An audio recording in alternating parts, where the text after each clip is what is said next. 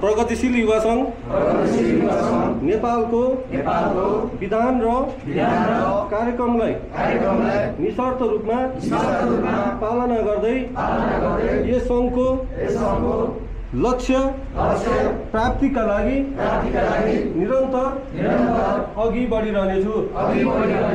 म जस्तोसुकै कठिन परिस्थितिमा पनि यस संघको मर्यादा आचरण सञ्चालन पद्धति अनुशासन र गोपनीयतालाई कडाइका साथ पालन गर्नेछु।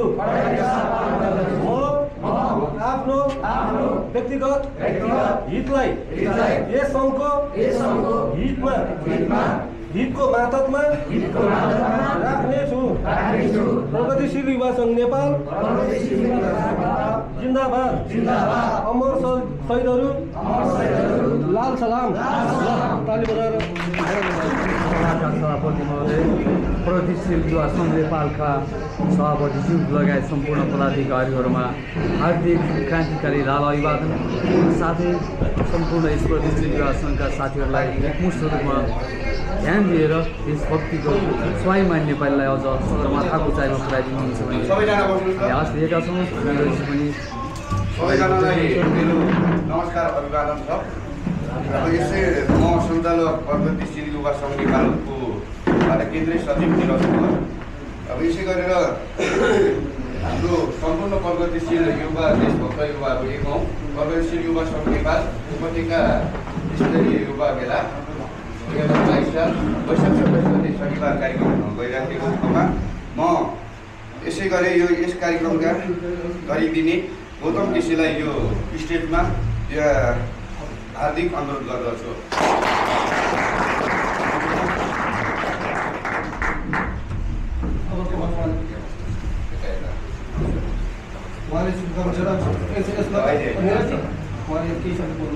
केही शब्दबाट अब यस कार्यक्रमको अध्ययन गरी गौतम केसी के भनाइ भनिदिनु होला उहाँकोबाट। धन्यवाद निरजज्यू। आज यस कार्यक्रममा पाल्नुभएका नेता तथा कार्यकर्ता र मित्रहरूमा आफ्नो अमूल्य समय दिएर सहभागी भइदिनु भएकोमा धन्यवाद दिँदै यो कार्यक्रम सुचारू गर्न अनुमति दिएको छु। हस्, धन्यवाद। स्वास्थ्यको कामनामा पनि अलिकति उहाँलाई गाह्रो पनि भएर त्यसै गरेर अब आसन ग्रहणको लागि केन्द्रीय अध्यक्ष तथा नेकपा माले केन्द्रीय सदस्य दिनेश खातीज्यूलाई यो स्टेजमा हार्दिक अनुरोध गर्दछु। अब यसै गरेर यस उपाध्यक्ष वसन्त पाण्डे उहाँ आउँदै हुनुहुन्छ, बाटोमा हुनुहुन्छ अरे। त्यसै गरेर महासचिव हाम्रो रोशन रिमालज्यूलाई यस स्टेजमा हार्दिक अनुरोध।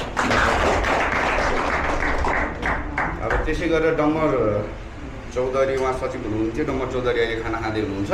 त्यसै कारणले गर्दाखेरि हाम्रो पार्टीका अब अतिथिहरू यहाँ महासचिव सिबी मैनालीज्यू पनि आउँदै हुनुहुन्छ। यसै गरेर विशेष हाम्रो अतिथि आसन ग्रहणको लागि कृष्ण राणाज्यूलाई यस स्टेजमा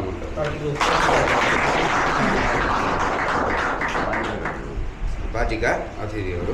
अब यस्तै गरेर सिद्धि महर्जनबाट आउँदै हुनुहुन्छ उहाँ पनि। यसै गरेर घनश्याम मिश्रजी पनि आउँदै हुनुहुन्छ बाटोमा। अब यसै गरेर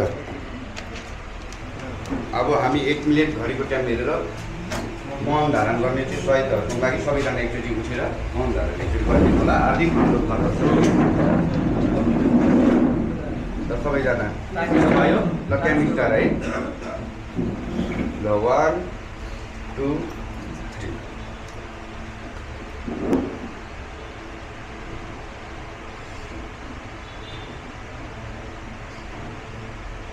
जो हाम्रो केन्द्र सदस्यज्यू हाम्रो कृष्ण राणाज्यूलाई उहाँलाई स्वागत गर्दछु हाम्रो यहाँ अभिवादनको लागि है। अनि हाम्रो प्रगतिशील युवा सङ्घका अध्यक्ष दिनेश खातीज्यूलाई पनि स्वागत हामीले गर्दछौँ। अनि हाम्रै प्रगतिशील युवा सङ्घका महासचिव रोशन रिमालज्यूलाई पनि आसन ग्रहण गर्न स्वागत गर्दछौँ। र हाम्रो युवा सङ्घका उपत्यका इन्चार्ज गौतम केसीलाई पनि स्वागत हामी गर्दछौँ र हाम्रो यो प्रगतिशील युवा सङ्घकै केन्द्रीय सचिव निरज मगरजीलाई पनि हामी स्वागत गर्दछौँ र हाम्रो यहाँ उपस्थित हुनुभएका सम्पूर्ण कमरेडज्यूहरूलाई पनि स्वागतसहित अभिवादन म गर्न चाहन्छु म अभिवादन। र अब हाम्रो सुरुवात हाम्रो प्रगतिशील युवा सङ्घका अध्यक्ष हाम्रो दिनेश खाटी सरसँग हामीहरू अलिक केही कुरा गरिदिनु अनुरोध राख्दछौँ। ल हाम्रो यो पार्टी प्रगतिशील युवा सङ्घमा आउनुभएका नयाँ सबै साथीहरूलाई पनि धेरै धेरै स्वागत छ एकदम। ल उहाँहरूलाई एकदम शुभकामना छ। हाम्रो यो यहाँ आउनुभएकोमा धेरै धेरै धन्यवाद पनि छ। हजुरहरूको नै साथ सपोर्टले हामीहरू यो प्रगतिशील युवा सङ्घ अगाडि बढाउने हो। हजुरहरूको साथ सपोर्ट हामीले चाहिएको हो र हजुरलाई पनि हजुरहरूको हरेक विचार यहाँ राख्न पाउनुहुन्छ होइन हजुरहरू। अनि म धेरै लामो कुरा गर्न चाहँदैन, हजुरहरूको साथ सपोर्टले नै हामी अगाडि बढ्ने हो र यस्तै गरी नै अरू कार्यक्रममा उपस्थिति भइदिनु होला भन्ने मेरो अनुरोधको साथ हामीलाई उहाँलाई धेरै धेरै धन्यवाद डमर चौधरीजीलाई। अब यसै गरेर शुभकामना मन्तव्यका लागि म रोशन रिमालज्यूलाई केही कुरा राखिदिनु र उहाँलाई जोरदार तालीले स्वागत गर्ने गर्छु।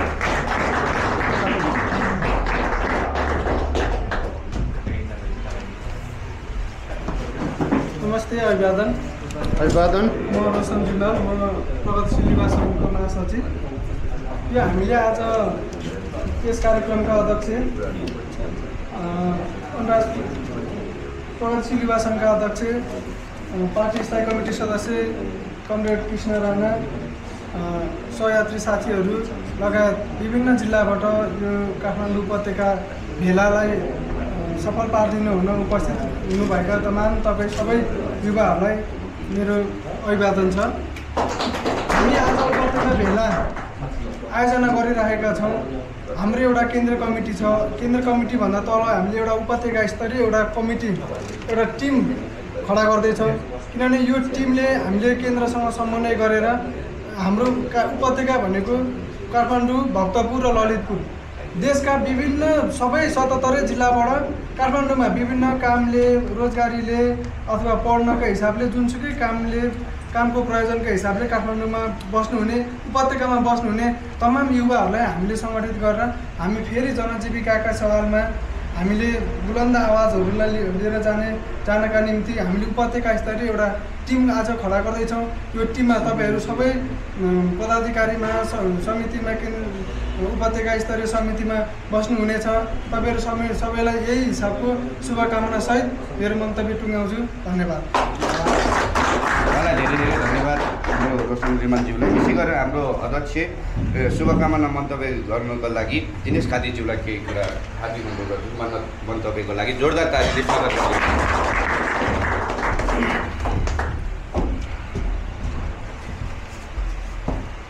धन्यवाद उद्घोष कामरेड।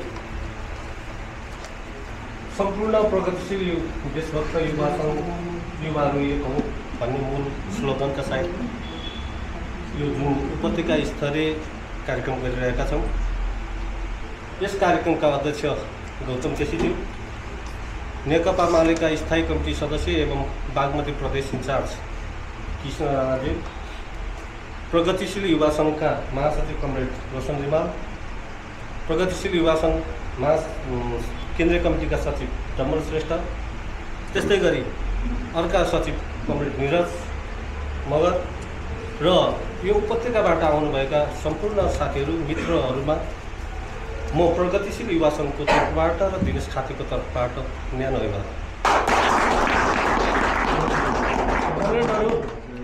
निश्चय पनि हामी सुरुवाती अवस्थामा छौँ। आज मुलुकको राजनीति अवस्था यहाँहरूलाई अवगतै छ।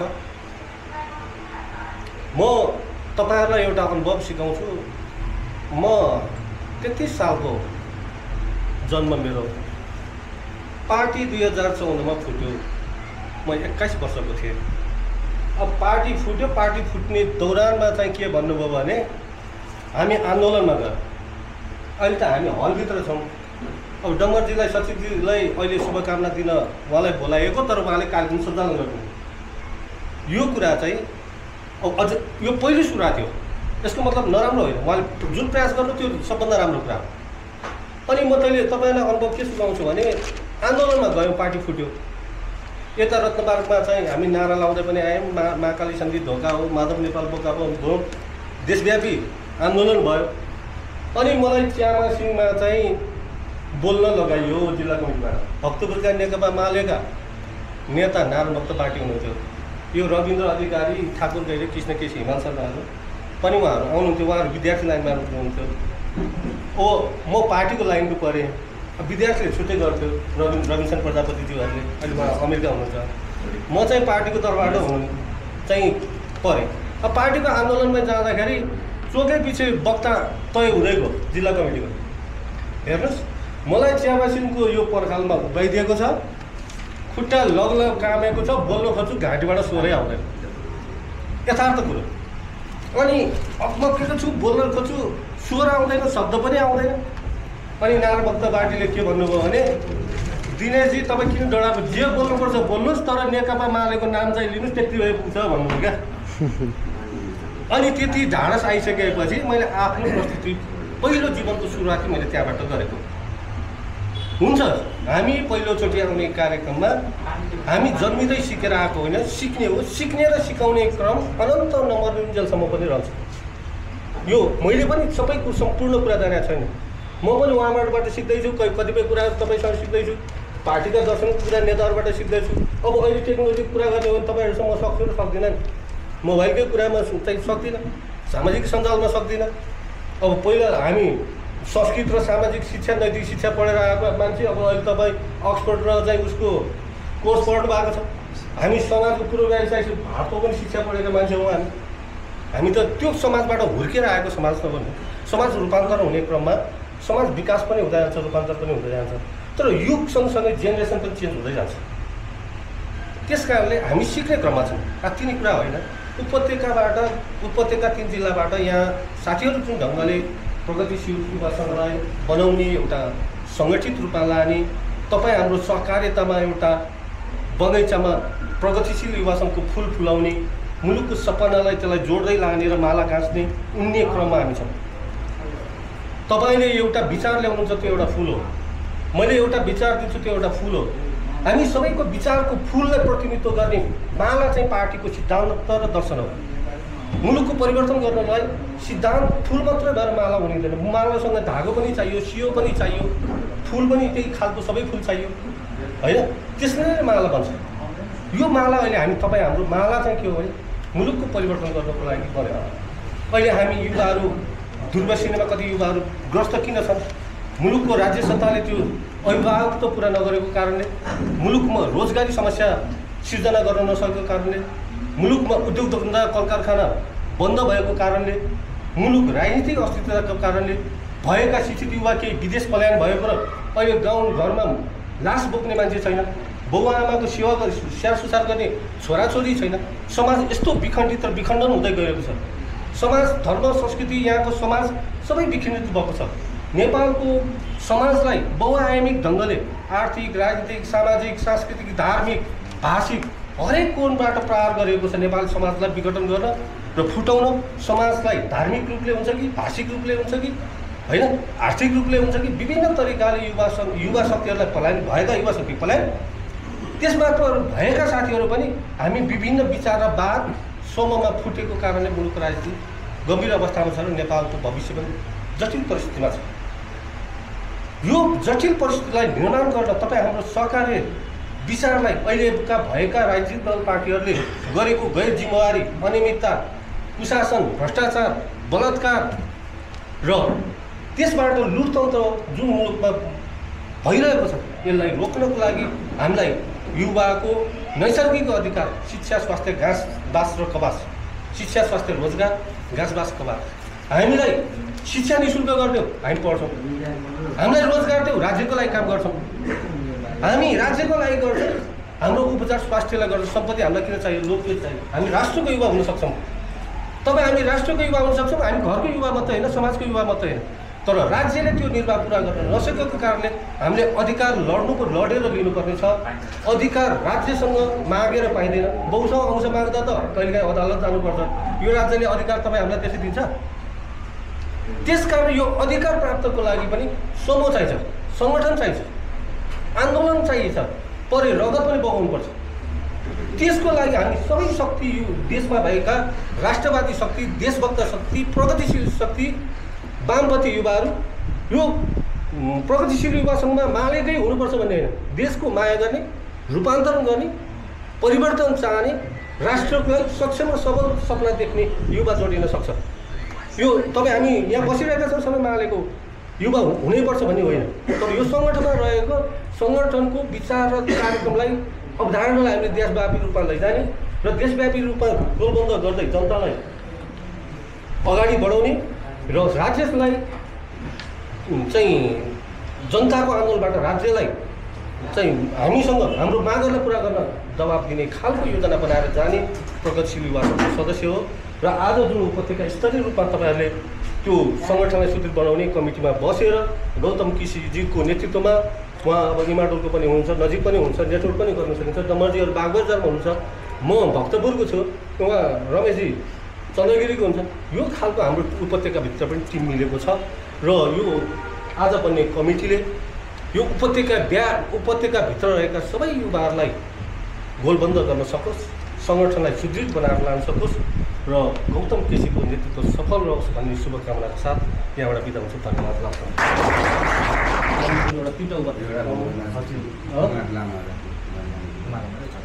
एकजना कुमार लामा अनि ललितपुरको एकजना उपाध्यक्ष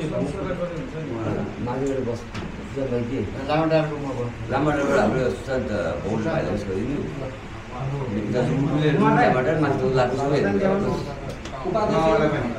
उपाध्यक्ष सुशान्तजी हुनुभयो, कुमार लामा हुनुभयो। अब अरू बाँकी सदस्य हामीले अहिले 15 सदस्य बनायौँ। अहिले 21 सदस्यको एजेन्डा पास गरौँ। साथै भोलि यो समितिमा काम गर्ने इन्ट्रेस्ट भएर हाम्रो सङ्गठनले काम गर्दा यो नेतृत्वले व्यापक वृद्धि गरेर कमिटीमा ल्याउनलाई चाहिँ उहाँलाई आवश्यक पऱ्यो भने त्यो आउँदा अर्को साथी आउँदा झन् सजिलो हुन्छ हामीलाई भन्ने भयो भने ल्याउने बाटो खुलौँ गरौँ। 21 सदस्यको कमिटी बनाऊँ।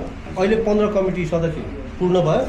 6 सदस्य तपाईँहरूले आवश्यकता अनुसार थप्न गर्न सक्ने गरी उपत्यका सदस्य ल जोरदार तालिका साथ अध्यक्ष, प्रमुख अतिथि, युवा सङ्घका साथीहरू र यहाँ सहभागी हुनुभएका सम्पूर्ण साथीहरू हार्दिक अभिवादन। सबैभन्दा पहिले हामी युवाहरू संसार बदल्नेहरू। माओ सेतुङले के भन्नुहुन्थ्यो भने यो संसार, यो ठाउँ, भविष्य हामी प्रौढहरूको पनि हो, हामी बुढाहरूको पनि हो, तर हाम्रो भन्दा पनि तपाईँ युवाहरूको धेरै हो। हामी डाँडामाथिको घाम हौ रे, प्रौढहरू भनेको डाँडामाथिको घाम हो। त्यसैले युवाहरू चाहिँ डाँडाभन्दा तलको घाम जसरी माथि माथि आउँछ त्यस्तै हो रे। तसर्थ यो समाजमा प्रगति गर्ने, उन्नति गर्ने, समाजलाई कसरी अगाडि बढाउने भन्ने अभिभावना तपाईँहरूको भएका कारणले हामी तपाईँहरूलाई सत् मार्गमा हिँडाउनको निम्ति वा सही मार्गमा हिँडाउनको निम्ति, यो समाज रूपान्तरणमा हिँडाउनको निम्ति नेतृत्वको एउटा हकदार बनाउन चाहन्छौँ। नेकपा माले यो जुन युवा मोर्चा, प्रगतिशील युवा सङ्घमा तपाईँहरूलाई आबद्ध गराइसकेपछि हामी के आशा गर्छौँ तपाईँहरूसँग भन्दा तपाईँहरू समाज रूपान्तरण, समाज बदल्नको निम्ति योग्य बन्नुहोस्। अहिलेसम्म समाज बदल्नको निम्ति योग्य बन्छु भनेकाहरूले समाजमा राम्रो गरेन, विकृति मात्रै भित्राए। त्यो विकृतिको कतिपय अंश हामीमा पनि आछ। के हो विकृति थाहा छ? समाजलाई गति दिन नसक्ने, हामी सबैका लागि उन्नत समाज बनाउँछौँ, सबैको जीवनलाई समृद्ध बनाउँछौँ भने घोषणा त्यो गरे, घोषणा पत्रमा पनि लेखे। तर उनीहरूले के देख्यो भने नेपालमा पढे लेखेका मान्छे वा धेरै पैसा भएका मान्छे वा छातीमा दाग नभएका मान्छे नेपालमा राख्नुहुन्न भन्ठाने। त्यसैले छातीमा दाग भएका 1-2 लाख झिक्न नसक्ने, अनि त्यसपछि उमेर के नभएको, त्यसपछि आफ्नो पारिवारिक यो जुन पृष्ठभूमि अलिक कमजोर भनौँ न, आर्थिक हैसियत कमजोर भएको, र अनि कसै सुझाव दिने मान्छे नभएका आफन्त कम भएका मान्छे मात्रै हामी नेपालमा रहने पर्ने एउटा अवस्था सिर्जना भयो। अब यसो भएपछि मुलुक बन्छ कि बन्दैन, हाम्रो भविष्य बन्यो कि बनेन। अब त्यसमा मुलुक बनाउने बाहिरबाट मान्छे ल्याएर हो त। अमेरिका बस्ने युरोप बस्नेहरू फर्केर आएर हाम्रो भविष्य उज्जवल बनाइदिन्न। उनीहरूले त हामी जस्ता मान्छेहरू हेर्छ, हामी जस्ता युवालाई हेर्छ र यिनलाई के कार्यक्रम ल्यायो भने हाम्रो पछि लगाएर त्यसपछि यिनको भोटले म माथि जान सक्छ भन्ने मात्रै सोच्छ। त्यसैले अमेरिकाबाट फर्कने, युरोपबाट फर्किनेहरू अहिले विभिन्न नामले राजनीति गर्ने र हामीलाई ताली बजाउन लाउँछ नि, हो यो नै विकृति हो। उनीहरूको जुन ऊर्जाशील समय बाहिर बिताउने, त्यसपछि त्यहाँबाट कसरी ठग्न सकिन्छ, नेपाली युवाहरूलाई कसरी ठग्ने अथवा कसरी लुट्न सकिन्छ भन्ने योजना बनाउने, अनि नेपाल फर्काने। म त तपाईँहरूको लागि फर्केँ भने हाम्रो लागि फर्के हुन्छ। हाम्रा लागि फर्किनेहरूले त्यो अकुत पैसा चाहिँ त्यो के अरे सहकारीमा जम्मा गर भनेको हो। मान्छेले 2 रुपियाँ 5 रुपियाँ भेला गरेर जम्मा गरे पैसा खर्च गर्दैन। त्यसैले गर्दाखेरि के रहेछ, मुलुक कसले बनाउने त? यहाँ जो छ त्यसैले बनाउने। मेरो भाइ विदेशमा छ अथवा मेरो छोरा विदेशमा छ भने ऊ फर्केर आएर देश बनाउने होइन। उसैको यहाँ आएर उसले गर्ने भनेको अधिकतम केही परामर्श दिने हो, सल्लाह गर्ने हो, यसो गर्दा राम्रो हुन्छ भन्ने, हामीलाई नेतृत्व गर्ने होइन। नेतृत्व चाहिँ कसले गर्ने? तपाईँ हामीले नै गर्ने। यहाँ जो छ त्यसैले गर्ने होइन र? जस्तो यहाँ पर चाहिँ त्यो सुन्धारामा अग्लो धरहरा भन्दा यतापट्टि पनि अर्को पनि टावर छ भन्दैमा यहाँ के अरे यहाँ पनि त्यस्तै हुनुपर्छ भनेर छतमा चढेर उफ्रेर त भएन नि त। हामी यहाँ जे छ त्यही चित्त बुझाउनु पर्यो, यही बाटो खोज्नु पर्यो होइन र? यसैले मजबुत बनाउनु पर्यो, बलियो बनाउनु पर्यो।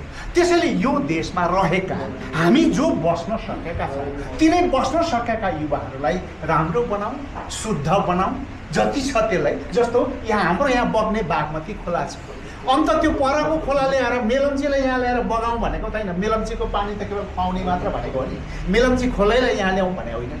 हामीले गर्दै के हो भने यही काठमाडौँमा भएका बागमती, विष्णुमती लगायतका जति फोहोर नदी छ त्यसलाई सफा गरेर बगाउने होइन।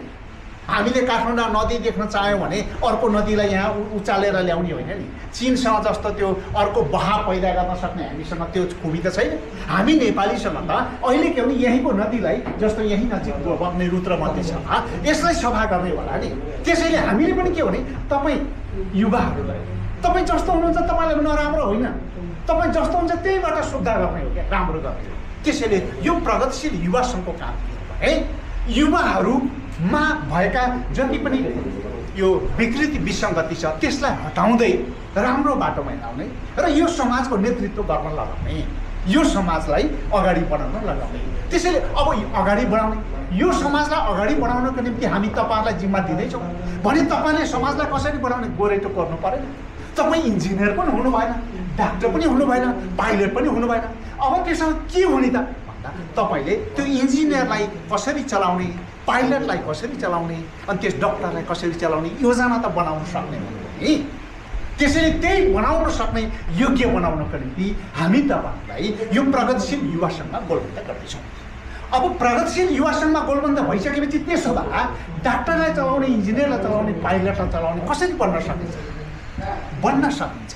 त्यो बन्न सकेको तपाईँहरूले वैचारिक रूपमा त्यस विचारहरू छ, विचार छ त्यहाँ के विचारले यो समाजलाई अगाडि बढायो भने त्यो सबै मान्छेलाई चलाउन सकिन्छ भन्ने सिक्नु पर्यो। त्यसका लागि तपाईँहरूलाई अलिकता समय छुट्याउनुहोस्।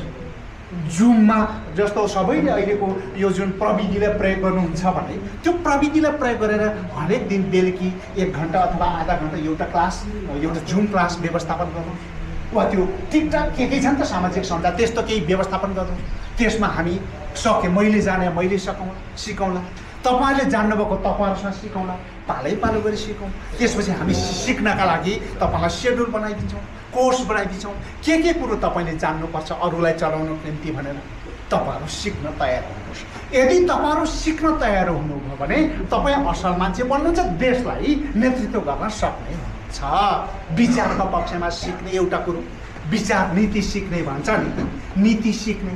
अर्को कुरो के हो भने त्यो नीति सिकेपछि समाजमा त लागू गर्न पर्यो नि। समाजमा लागू गर्न अब कुन दिन के कार्यक्रम राख्ने त? जस्तो एउटा कतैतिर केही भयो, कसैलाई केही भयो, तपाईँलाई सुन, म सानो छँदा म भर्खर स्कुल जान्थेँ।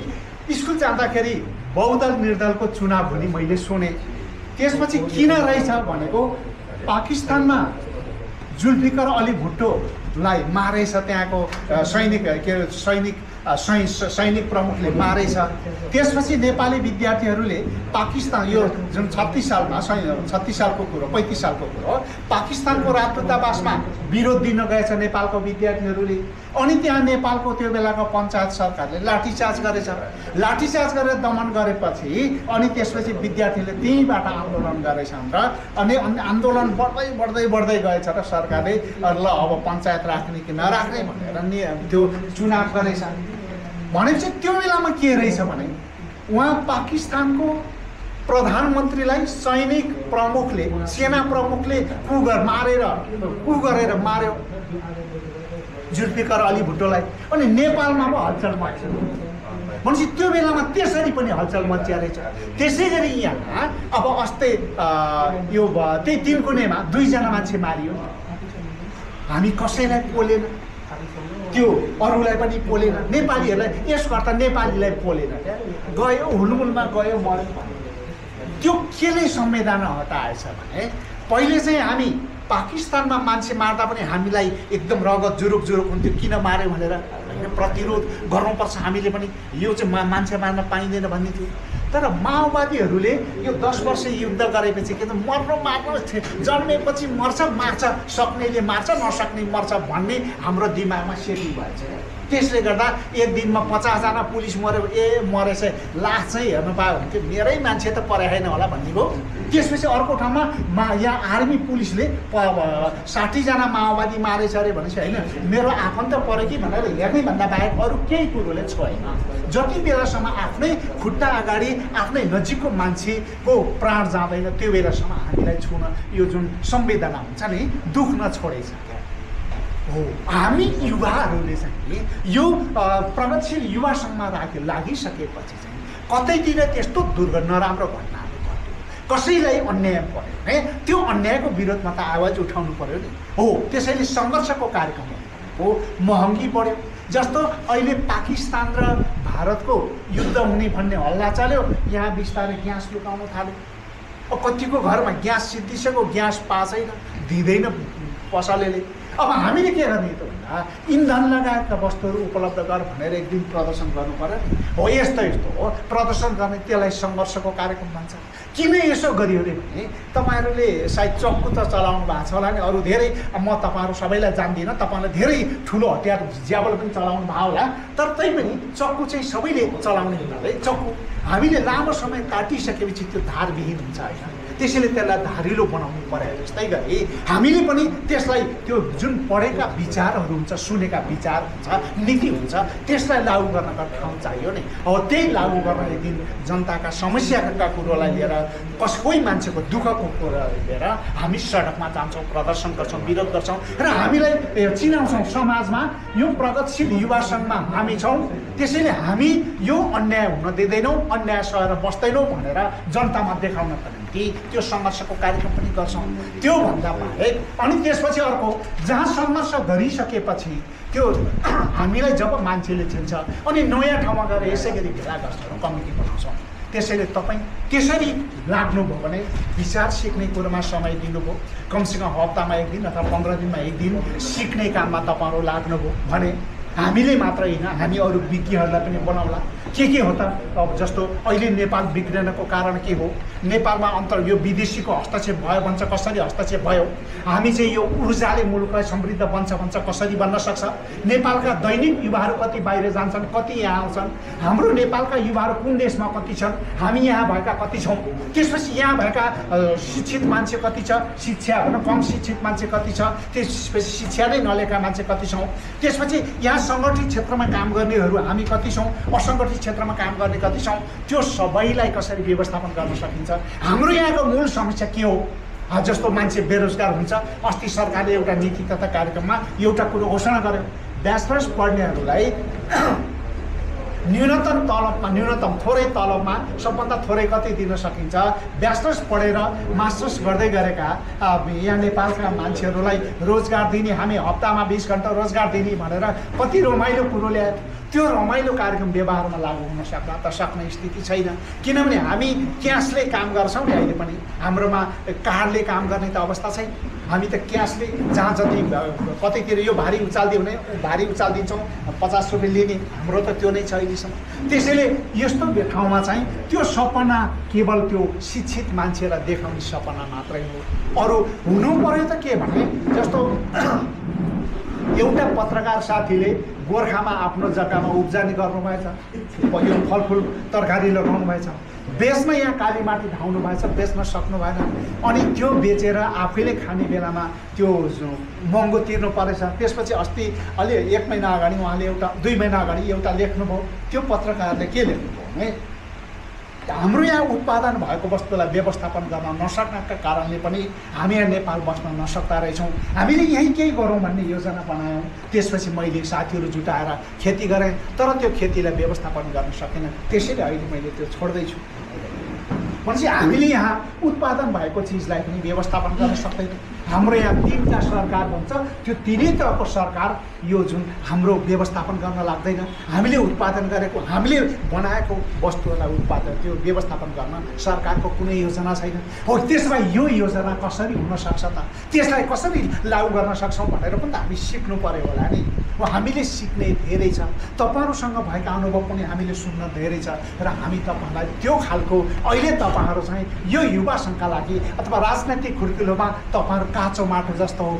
त्यसैले यो काचो माटोबाट के गर्नु पर्यो भने त्यसलाई पिड्दा जसरी काचो माटोलाई पिड्दै अलि त्यसपछि नरम बनाएर विभिन्न आकारको भाँडा बनाउन सकिन्छ गमला बनाउने गाग्रो बनाउने त्यो फुलदानी अरू धेरै चिज बनाउन सक्छौँ त्यस्तै गरी यो राजनीतिमा तपाईहरु प्रवेश गरिसकेपछि अहिले तपाईहरु काचो माटो जस्तो हो त्यसैले तपाईहरु त्यो पाको बन्नको निम्ति विचारको पक्षमा केही सिक्नुपर्छ राजनीति सिक्नुपर्छ अनि त्यसपछि व्यवहारमा जानुपर्छ र त्यो अब राम्रो बन्ने भने के होला त आचरणगत राम्रो पनि होला नि हैन जस्तो हामीलाई खान मन लाग्छ सानैदेखि खाछौँ पेट पनि छ खानु पर्यो भनेर के खाने के नखाने भन्ने छुट्याउनु पर्यो त्यसका लागि तपाईहरुले भन्नु त्यसो गर्यौं भने खाने चिजलाई खाने नखाने चिजलाई नखाने जे कुरो ग्रहण गर्ने त्यसलाई ग्रहण गर्ने जे कुरो ग्रहण नगर्ने त्यसलाई नगर्ने हो भने बिस्तारै हामीले आफूलाई शुद्धिकरण गर्दै जान्छौँ राम्रो बनाउँदै जान्छौँ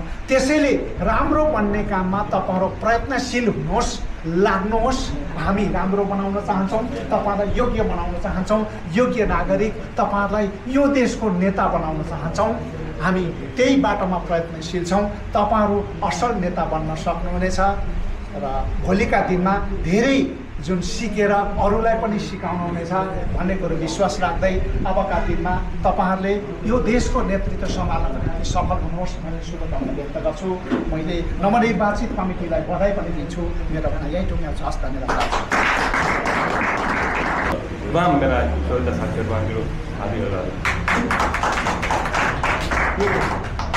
हाम्रो उपत्यकामा युवाहरूले जोस जाँगर साथ यहाँ बुझ्नु भएको छ मलाई लाग्छ यसरी नै हामीमा भइरहेका कति समस्याहरूलाई र विदेशीहरूले नेपाललाई जुन खेलौना बनाउन खोजिरहेका छन् त्यसको विरुद्धमा पनि हामी यसरी नै एक हुँदै गाउँ हुँदै घर हुँदै हामी समुचित हुँदै अगाडि बढ्न सक्यौँ भने नेकपा मालेले जुन रूपमा मौलिक ढङ्गले लिएको एउटा सम्पूर्ण क्रान्ति जुन छ त्यो सफल सक्छ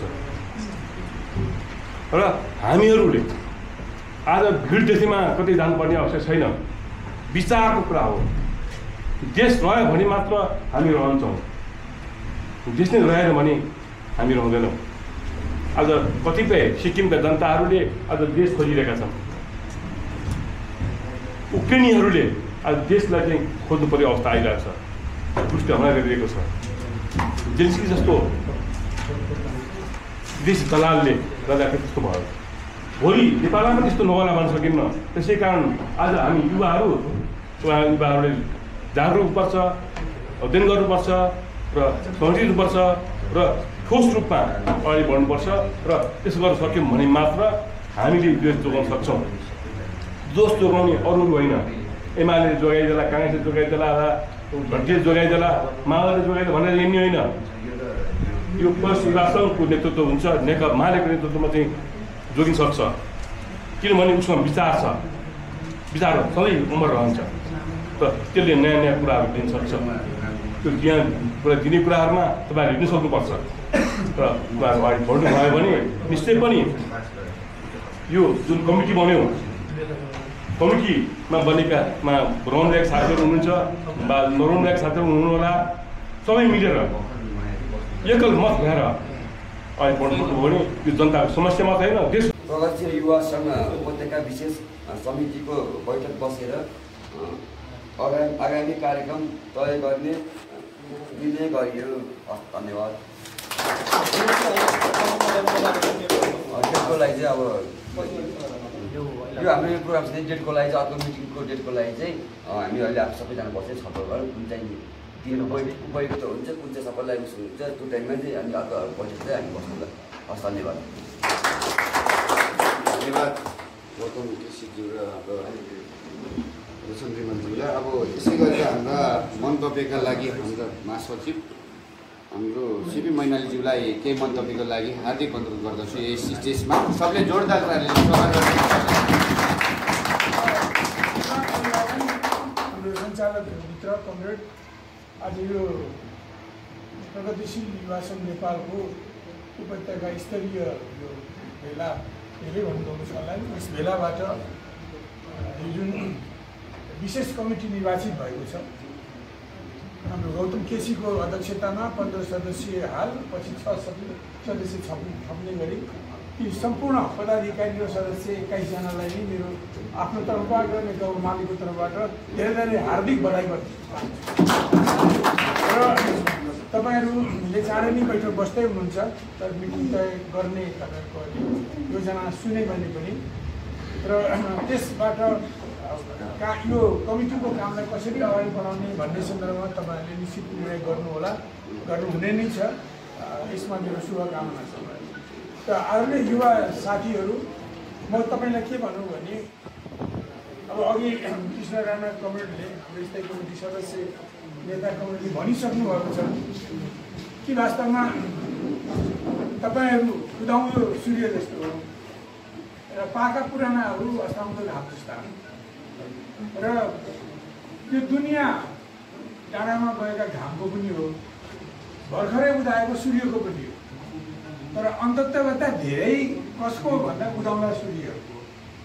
उहाँले मसुतुङले भन्नुभएको त्यो कुरालाई आफ्नो भाषामा राख्नुभयो र वास्तवमा भन्ने हो भने हाम्रो देशमा पनि 2007 सालदेखिका स्पष्ट खुला दिमाग भएका शक्तिहरू हुन् र अरू कतिपय पाका पुरानाहरू विभिन्न ढङ्गले काम गर्दै जाँदा कतिपय पाका पुरानाहरूमा सही ज्ञान आयो होला, सही अनुभव आयो होला, तर कतिपय पाका पुराना ती नेताहरूमा सही ज्ञान, सही विचार आएन होला, जसले गर्दा 7 सालदेखि सुरु भएको आन्दोलनले 7 सालमा भएको र त्यसपछि पनि भएका आन्दोलनबाट ठुल्ठुला व्यवस्थामा परिवर्तन भए पनि जनताले अपेक्षा गरे अनुसारको परिवर्तनहरू अवस्थामा परिवर्तन हुन सकेन। मैले यहाँनिर यति भनौँ कि अहिले कृष्ण राणा कमरेडले तपाईँहरू यो जुन विशेष कमिटी बनेको छ, तपाईँहरूले अब कसरी काम गर्ने हो, तपाईँहरूलाई हामीले भन्नुको माने हामी पाका पुरानाहरूले पार्टीमा रहनेहरूले कसरी सघाउँछौँ भन्ने विषयमा उहाँले विस्तृत रूपमा उचित कुरा भन्नुभयो। त्यति मात्रै नभएर उहाँले त्यो भन्ने क्रममा हामीहरूले कसरी आफ्नो र आफू वरिपरिका चिनी जानेका छरछिमेकहरूको र सम्पूर्ण जनताका समस्याहरूको निम्ति कसरी बोल्ने, किन बोल्ने भन्ने विषयमा पनि उहाँले उल्लेख गरिसक्नुभयो। धेरै भुइँ तहका समस्याहरू के हुन् र हामीले ती भुइँ तहका समस्याहरूलाई समाधान गर्न हामीले भुइँ तहमै कसरी काम गर्नुपर्ने हो, कहीँ बोल्नुपर्ने होला, कहीँ प्रतिनिधि जानुपर्ने होला, कहीँ जुलुस गर्नुपर्ने होला, कहीँ भनौँ न धरना हडताल गर्नुपर्ने होला जस्ता कुराहरूको विषयमा उहाँले धेरै भन्नुभयो।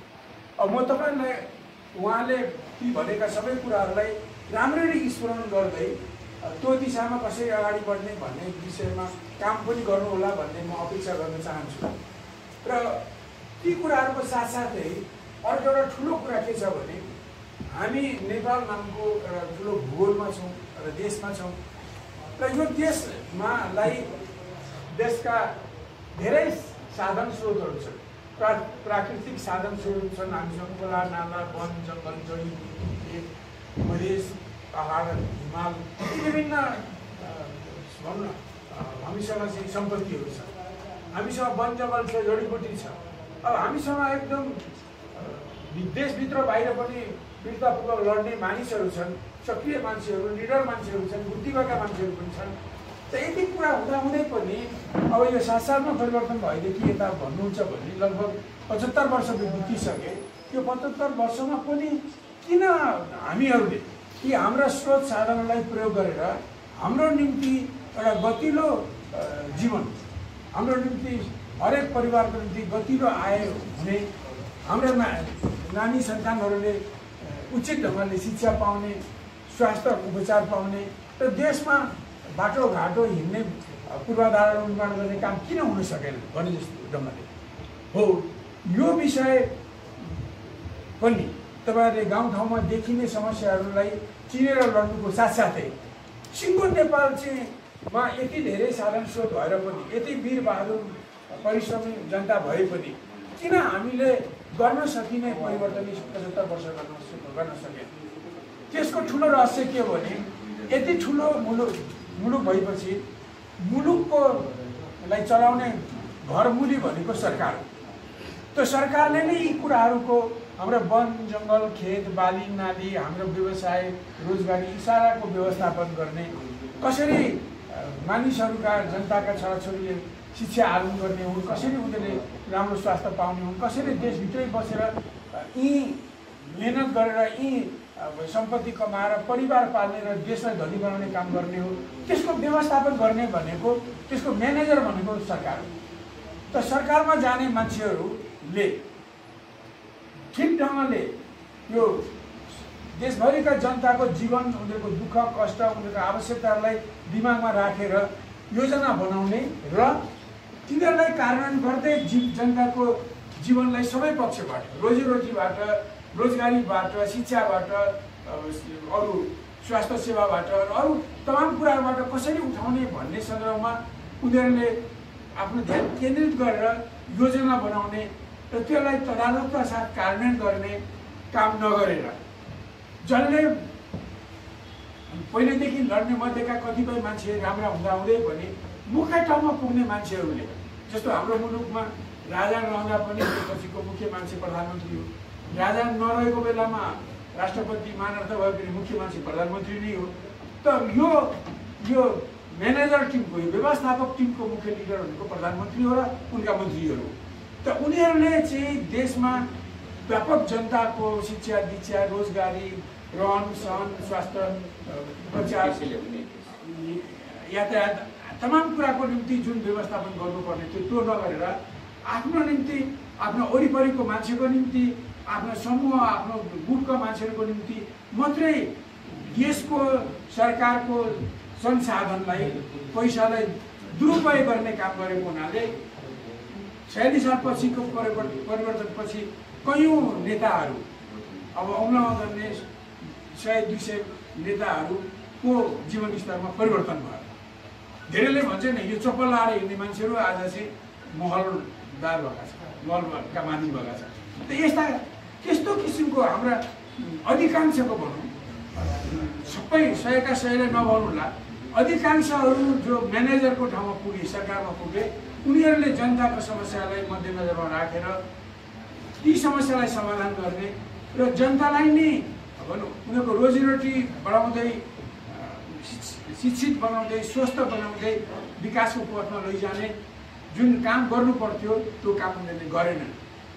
र उनीहरूले त्यो काम नगरेपछि भएका हाम्रो साधन स्रोत, हाम्रो वन जङ्गल जडीबुटी खोला नालाको पनि अर्थ रहेन।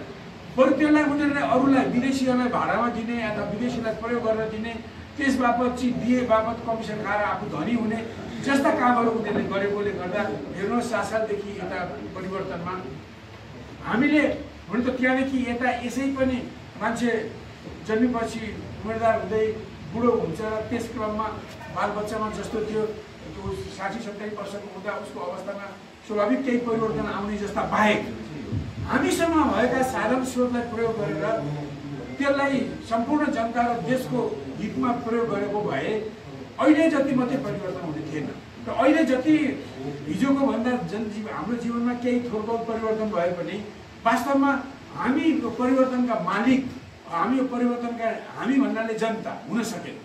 त्यसले गर्दा हामीले के बुझ्नु पर्यो खास गरिकन युवा साथीहरू जसले अहिले कृष्णजीले भने जस्तो हाम्रो गाउँठाउँका समस्यालाई समाधान गर्न एकजनालाई पर्यो भने सबै उठौँ र कसरी उठ्ने त्यसको बारेमा हामीले छलफल गरौँला।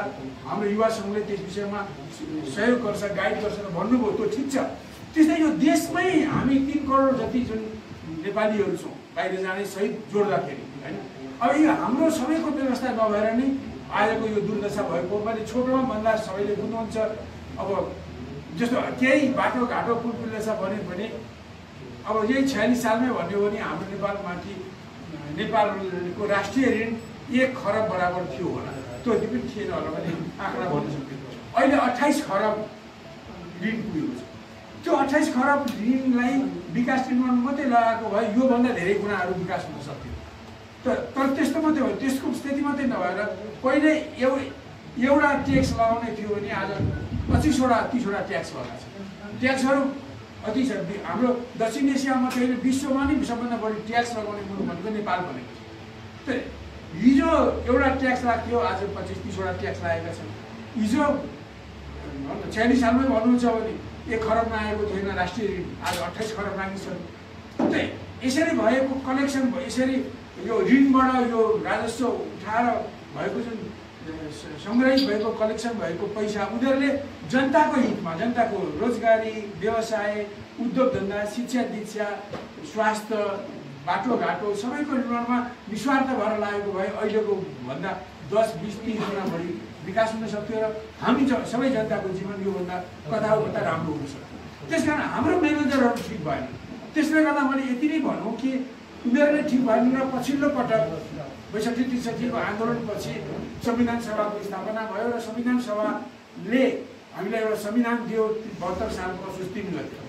अब त्यसमा जे जति कुराको व्यवस्था गरिएको छ त्यसले देशमा गणतन्त्रको व्यवस्था गरौँ सङ्घीयताको व्यवस्था गरौँ अब धर्मलाई रचनामा फाल्ने धर्मनिरपेक्षतालाई व्यवस्था गरौँ र अब विकास गर्ने क्रममा अब निजीकरण उदारीकरणको नाउँमा देशका सम्पत्ति पनि पुँजीपतिहरूलाई बिक्री गर्ने काम गर्न सुरु गरौँ र जसले गर्दा अनि यसको साथसाथै जसरी हामीले हाम्रा मानिसहरूलाई हाम्रा साधन स्रोत प्रयोग गर्दै नयाँ व्यवसाय खोल्न मद्दत गर्नुपर्थ्यो। सरकारले उद्योग खोल्न सरकार मद्दत गर्नुपर्थ्यो। हरेक मान्छेलाई प्रत्येक वर्ष यहाँ चाहिँ श्रम गर्न सक्ने मान्छे लाखौँको सङ्ख्यामा जन्मन्छन् स्कुलबाट कलेजबाट बाहिर निस्कन्छन् उनीहरूको निम्ति व्यवसाय रोजगारी सिर्जना गर्नु पर्यो। अब त्यसरी नै स्कुल कलेज स्वास्थ्य हस्पिटलहरू बन्नु पर्यो। यस्ता कामहरूमा उनीहरूले पर्याप्त त्यो खर्च नगरेको हुनाले आज देशमा गरिबी बढेको छ महँगी बढेको छ बेरोजगारी बढेको छ।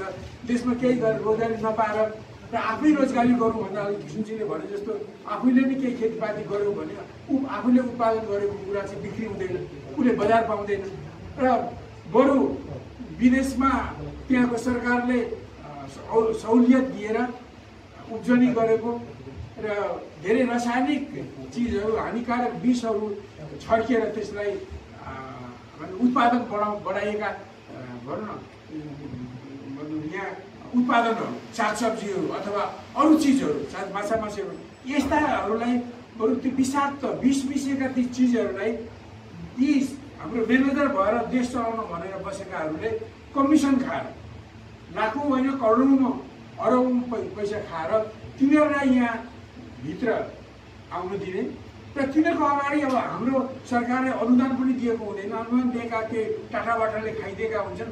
मानिसहरूले आफ्नै ऋण धन गरेर उत्पादन गरे पनि उत्पादन खर्च बढी हुन्छ अनि त्यो राम्रो उत्पादनलाई बजारमा लाने हो भने बाहिर चाहिँ त्यस अघि भनेसरी आएको उत्पादनभन्दा त अलिकति विचार महँगै हुने भयो किनभने उनीहरूले रासायनिक कुराको प्रयोग गरेका छन् उनीहरूलाई उनीहरूको मुलुकको सरकारले उनीहरूलाई पैसाको अनुदान पनि गरेको छ हाम्रा किसानहरूलाई त्यस्तो अनुदान गरेको हुँदैन त्यसमा बढी लागतमा चाहिँ राम्रो चिज बन्यो भने त्यो 2-4 पैसा महँगो भयो हुन्छ र त्यसरी बाहिरबाट आएका घुस खाएर कमिसन खाएर बाहिरबाट आएका त्यो विषाक्त चिजहरूले हाम्रो बजार राख्छ अनि हाम्रा किसानहरूले हाम्रा साथीभाइहरूले विदेशमा पढेर आएर यहाँ केही गरौँ भनेर व्यवसाय गर्नेहरूले अथवा अरू 2-4 जना मिलेर गरौँ न त हामीले आफै केही तरकारी खेती गरौँला तुलफुल खेती गरौँला कुखुरा पालन खसी पालन अब आदि इत्यादि गरौँला दुग्ध पालन दुग्ध व्यवसाय गरौँला भनेर उनीहरूले काम गरे पनि उनीहरूले बजार पाउँदैन उनीहरूले उचित मूल्य पाउँदैन र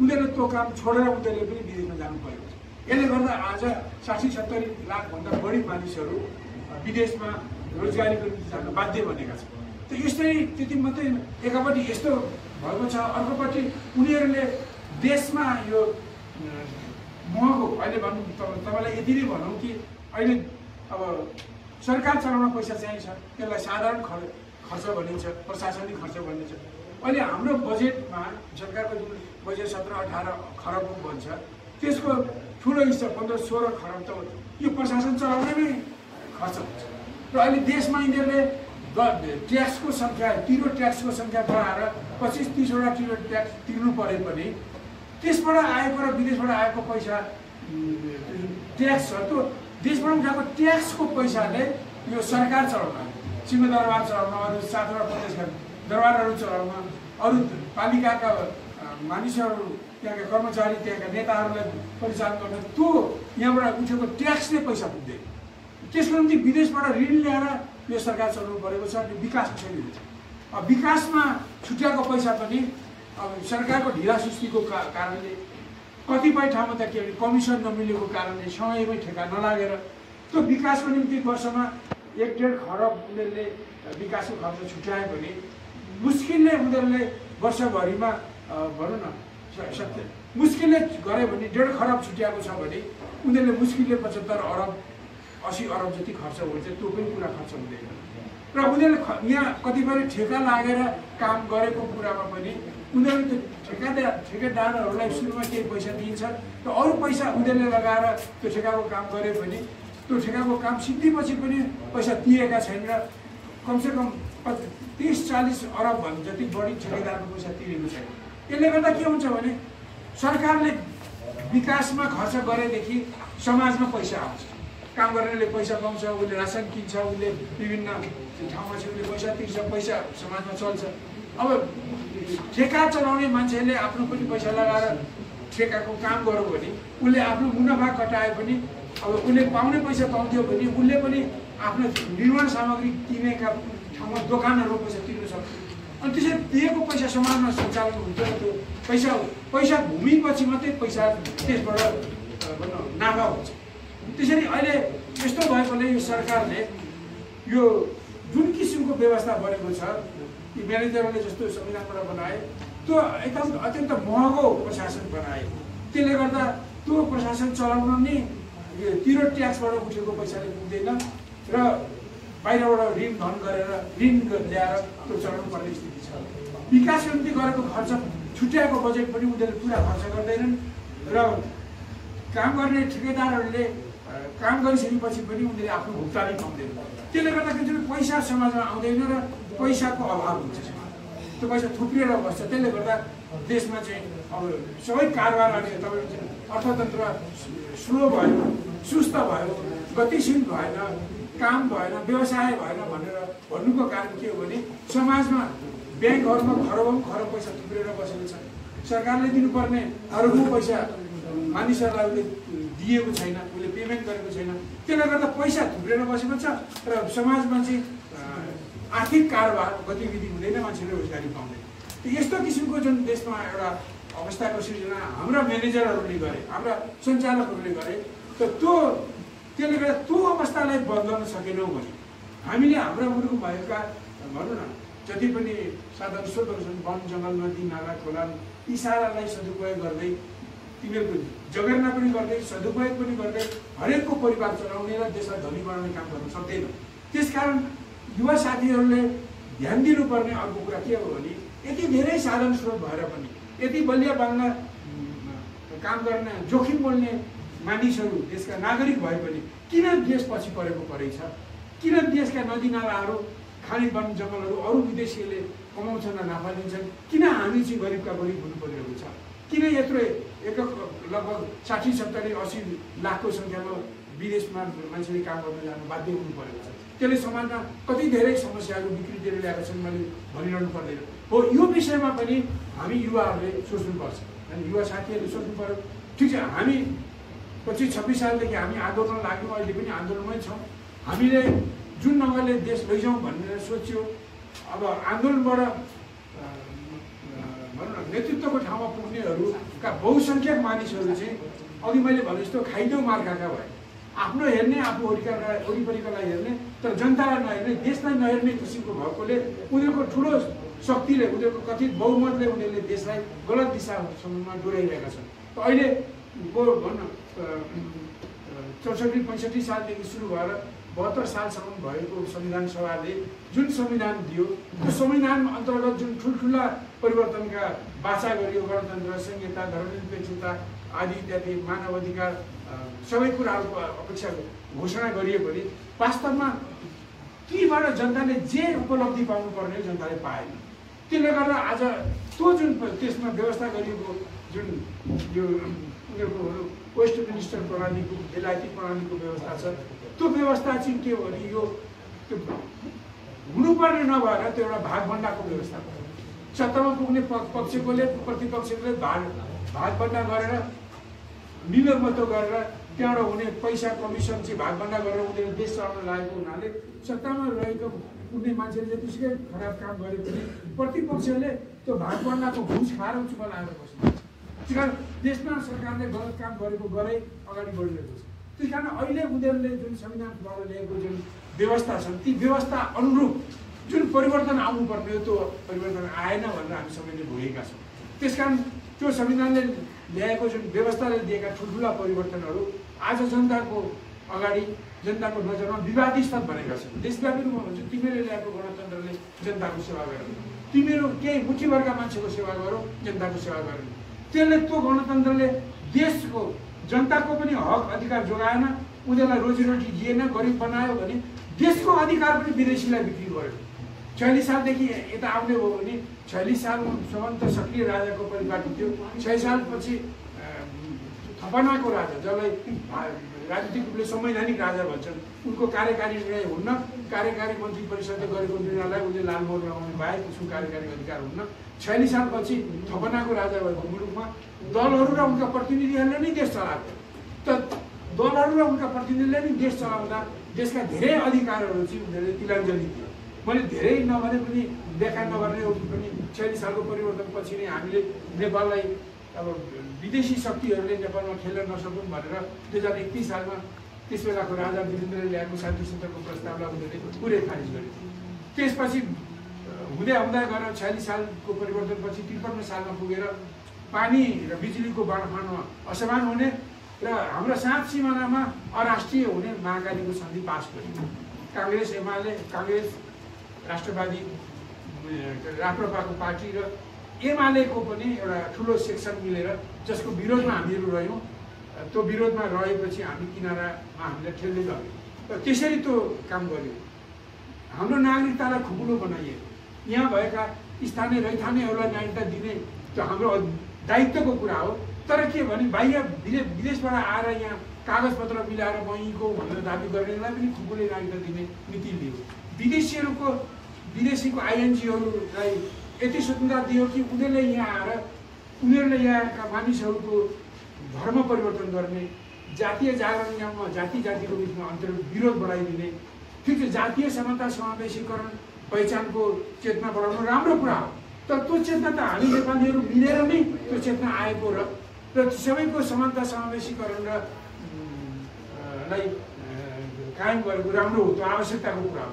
तर यस्ता कामहरू पनि गर्यो। पछि एमसिसी जस्तो नेपाललाई चाहिँ विदेशी मुलुकले आफ्नो विरोधीको विरुद्धमा खेल मैदान बनाउने जस्तो कार्यक्रम सम्झौतालाई पारित गरे। पछि गएर झन्डै एसपिपी जस्तो अर्को एउटा सम्झौता त्यही अमेरिकासँग झन्डै पास भएको विरुद्ध रोकियो। यद्यपि अहिले पनि उनीहरूको खेल चलिरहेको छ त्यसमा। आदि यस्ता धेरै कुराहरूले गर्दा जनताको अधिकार पनि खोसियो, आएको डेमोक्रेसी पनि खोक्रो भयो। मान्छेले रुन कराउन मर्न मात्रै अधिकार पाए र उनीहरूका समस्याहरूलाई समाधान गर्न नसकेर उनीहरूले खाडी मुलुकमा अथवा विदेशमा जानुपर्ने एउटा बाध्यताका उनीहरू शिकार भए। अब व्यवस्था भागबन्दाको व्यवस्था भयो र देशमा भ्रष्टाचार व्याप्त भयो। यी यस्तो किसिमको जुन समस्या छ, यी समस्याहरूलाई यो अवस्थालाई नबदल्ने हो भने र देशमा जनताले चाहे जस्तो प्रत्यक्ष निर्वाचित गरेर निर्वाचित भएर आउने प्रधानमन्त्री र देशको संरक्षण गर्ने संवैधानिक राष्ट्रको नेता वीर सिंह तामाङलाई यस स्टेजमा मन्तव्यका लागि हार्दिक अनुरोध गर्दछु। जोरदार ताली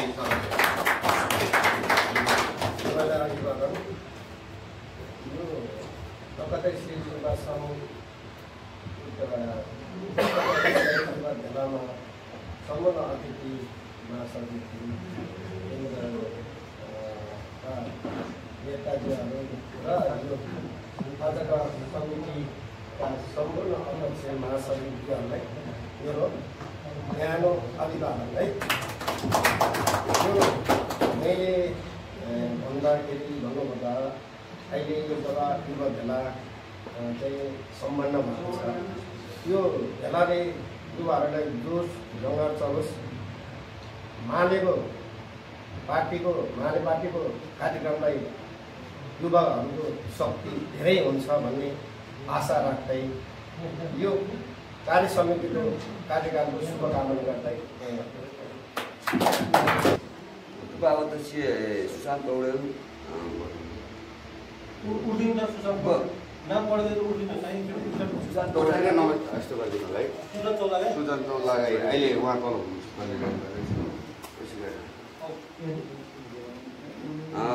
अर्का उपाध्यक्ष हुनुहुन्छ कुमार लामा,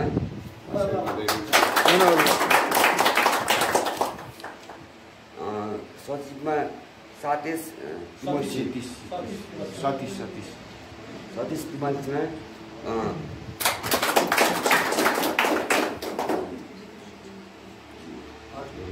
वीरेन्द्र मगर, श्रीराम बुढाजी, राजेश कार्की, रञ्जित डोपाने, श्याम पटेल, नरेन्द्र मोहरा, विशिष्ट व्यक्तित्व लगायत सम्पूर्ण पदाधिकारीहरूमा क्रान्तिकारी लाभहरू अहिले रहेको जुन तपाईँको संसदीय व्यवस्थाभित्रका कुरीतिहरूदेखि लिएर सम्पूर्ण भ्रष्टाचारसँग सम्बन्धित सबै मुद्दाहरूमा यी सबै सम्पूर्ण राजनैतिक दलहरू एकपक्षीय रूपमा फर्स्ट पार्टी र सेकेन्ड पार्टीले कहिले पनि संसद तपाईँको सरकार चलाउन पाइँदैन। यो कहिले कन्डिसन एप्लाई भइरहेको छ, यसलाई पनि हामीले बुझ्नुपर्छ। सेकेन्ड पार्टी जहिले पनि प्रतिपक्षमा बस्ने हो, थर्ड पार्टी अरूहरूसँग मिलेर गर्ने हो नि त। यो सबै व्यवस्थासँग सम्बन्धित 19 दिने जनआन्दोलन 10 वर्ष जनयुद्धको जुन एजेन्डा र म्यान्डेट्सको नेपाली जनताले यत्रो सेक्रिफाइसेस गर्नु पर्यो, 17,000 व्यक्तिहरूले आफ्नो ज्यान आहुति दिनु पर्यो। यी सबै अहिले प्राप्त भएका गणतन्त्रलाई कोक्रोमा बोकेर हामीले हिँड्नुपर्नेछ र सम्पूर्ण दलीय व्यवस्थाभित्रका कुरीति लगायत एउटा कुरा अर्को पनि बिचमा म के भन्न चाहन्छु भने हामी प्रगतिशील युवा सङ्घ नेपालले हजुरको एउटा प्रेसिडेन्सियल सिस्टम खालि गर्ने हो कि संसदीय व्यवस्थालाई चलाउने भन्ने कुरा, प्रत्यक्ष निर्वाचित राष्ट्रपति चलाउने हो या संसदीय व्यवस्थाभित्रको प्रधानमन्त्रीलाई कार्यकारी अधिकार दिने हो। यो बिचको कन्फ्युजनलाई पनि हामीले चिरफार गर्दै भित्रका कुरीतिहरूलाई पनि सम्पूर्ण तहले यसलाई निमिट्याउन पार्दै अगाडि बढ्नुपर्छ भन्दै सम्पूर्ण साथीहरूलाई मेरो शुभकामना मन्तव्य दिँदै म यहाँबाट बिदा हुन चाहन्छु। सम्पूर्ण पदाधिकारीहरू लगायत सम्पूर्ण विशिष्ट व्यक्तिहरूमा मलाई नाम अलिकति थाहा नभएको हुँदा सबैलाई सम्पूर्ण एकजुट रूपमा क्रान्तिकारी वादहरू भन्न चाहन्छु।